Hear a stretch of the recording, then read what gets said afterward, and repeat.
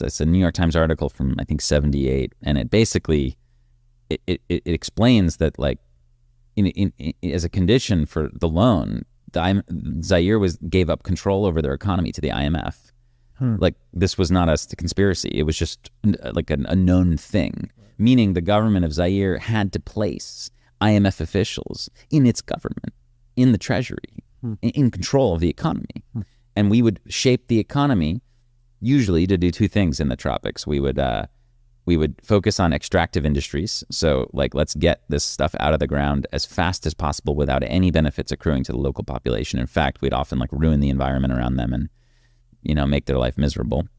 And number two, agriculture stuff. So we would, like, force them to do this, like, monocrop, like, kind of industrial scale agriculture that usually of things that they couldn't eat, that they would export to us for our consumption. Palm oil, rubber, tea, coffee, etc. Right? So we would, like, engineer their society to do this and to be more dependent. And in order to do so, this is an export-led model. You want the exports to be cheap, right? So that means you need the currency to be weak. So we would devalue the currency again and again and again and again. And you basically want to, like, shrink the economy. Like, you don't want the government to be, like, providing any subsidies to its people or, like, healthcare, education. No. That's only for rich countries. This is, like, we want it to be trim and neat. Now, of course, the dictator takes his cut.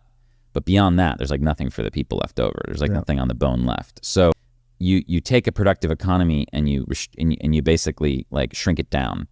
You cut expenses, basically, so that you can have more profits. That's like that. That's what the IMF does to countries. And the incredible thing is looking at the currency of Zaire. It was called the Zaire. One Zaire was worth $1 in the early 70s when the IMF started to fund Zaire in 72. It's worth $1. By 1995, after the IMF had given billions of dollars to Mobutu and Mobutu was finally overthrown, one Zaire was worth 1/1000000000 of a dollar. Wow. 1/1000000000 of a dollar. Staggering.